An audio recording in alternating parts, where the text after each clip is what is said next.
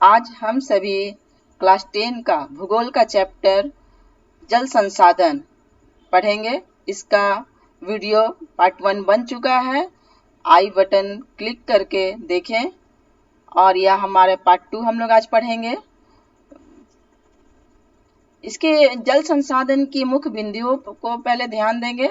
बांध पहला क्या है, दूसरा बांध के लाभ और नुकसान, बहुउद्देशीय नदी परियोजनाएं, बांध भारत की पहली बहुउद्देशीय परियोजना के लाभ, बहुउद्देशीय परियोजना से हानि, वर्षा जल संग्रह। बांध क्या है, बांध के बारे में हम लोग पढ़ेंगे। बांध एक अवरोध है जो जल को बहने से रोकता है और एक जलाशय बनाने में मदद करता है। इससे बाढ़ आने से तो रोकती है, जमा किए गया जल सिंचाई, विद्युत, पेयजल की आपूर्ति, नौवहन आदि में भी सहायक होती है। बांध 3 प्रकार के होते हैं: गुरुत्व बांध, चाप बांध, तटबंध बांध। बांध के लाभ: बांध सिंचाई, जल विद्युत, बाढ़ नियंत्रण, पेयजल, मत्स्य पालन, नौका विहार इत्यादि उद्देश्यों की पूर्ति के लिए बनाया जाता है।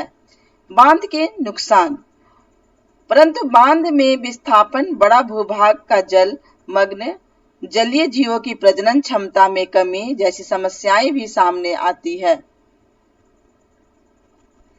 बहुउद्देशीय नदी परियोजनाएं: बहुउद्देशीय नदी परियोजनाएं का उद्देश्य एक नदी घाटी परियोजना जो एक साथ कई उद्देश्यों जैसे सिंचाई, बाढ़ नियंत्रण, जल एवं मृदा संरक्षण, जल विद्युत, जल परिवहन, पर्यटन का विकास, मत्स्य पालन, कृषि एवं औद्योगिक विकास आदि की पूर्ति करती है, बहुउद्देशीय परियोजनाएं कहलाती है। यहाँ जल परिवहन दिखाया हुआ है, बाढ़ नियंत्रण कैसे हो रहा, बाढ़ का, मत्स्य पालन, सिंचाई कैसे हो रही है, बहुउद्देशीय, ये सभी बहुउद्देशीय नदी परियोजनाएं के अंतर्गत आते हैं। भारत की पहली बहुउद्देशीय परियोजना कौन सी है? दामोदर घाटी परियोजना भारत की एक प्रमुख नदी घाटी परियोजना है। 7 जुलाई 1948 को स्वतंत्र भारत की पहली बहुउद्देशीय परियोजना के रूप में दामोदर नदी घाटी परियोजना अस्तित्व में आई। डीवीसी बोलते हैं, दामोदर वैली कॉर्पोरेशन। यहाँ पिक्चर में दिखाया गया है। बहुउद्देशीय परियोजना के लाभ: पहला, बांधों में एकत्रित जल का प्रयोग सिंचाई के लिए किया जाता है। दूसरा, जल विद्युत ऊर्जा प्राप्ति का प्रमुख साधन है। तीसरा, जल उपलब्धता के कारण जल की कमी वाले क्षेत्रों में फसलें उगाई जा सकती है।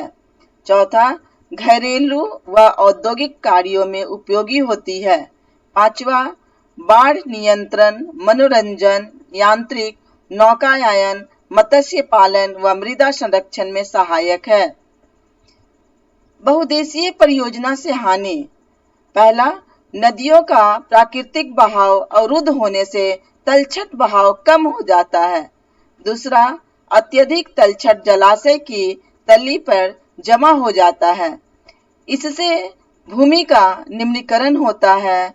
चौथा, भूकंप की संभावना बढ़ जाती है। पांचवा, किसी कारणवश बांध के टूटने पर बाढ़ आ जाना, जल जनित बीमारियां, प्रदूषण, वनों की कटाई, मृदा व वनस्पति का अपघटन हो जाता है।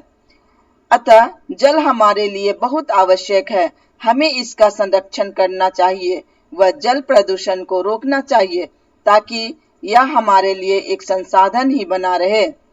बहुउद्देशीय परियोजना तथा बड़े बांध नर्मदा बचाओ आंदोलन और टिहरी बांध आंदोलन के जन्मदाता बन गए हैं, क्योंकि लोगों को इनके कारण अपने घरों से पलायन करना पड़ा। यहाँ पर तलछट बहाव, इसके बारे में बता रहे हैं। सेडिमेंट, तलछट को सेडिमेंट कहते हैं। ऐसी प्राकृतिक सामग्री होती है जो अपक्षय और अपरदन की प्रक्रिया से टूटकर छोटे अंशों या कणों में बन जाए और फिर जल, हिम या वायु के बहाव के साथ एक स्थान से बह जाए और किसी अन्य स्थान में जाकर गुरुत्वाकर्षण के प्रभाव से जमा हो जाए उसे हम लोग तलछट कहते हैं।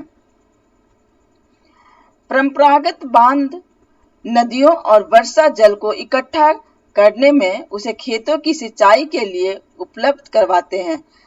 आजकल बांध सिर्फ सिंचाई के लिए नहीं बनाए जाते, अपितु इनका उद्देश्य विद्युत उत्पादन, घरेलू और औद्योगिक उपयोग, जल आपूर्ति, बाढ़ नियंत्रण, मनोरंजन, आंतरिक नौचालन और मछली पालन भी है। इसलिए बांधों को बहुउद्देशीय परियोजनाएं भी कहा जाता है, जहां एकत्रित जल के अनेकों उपयोग समन्वित होते हैं। उदाहरण के तौर पर सतलुज ब्यास बेसिन में भाखड़ा नंगल परियोजना जल विद्युत उत्पादन और सिंचाई दोनों के काम में आती है।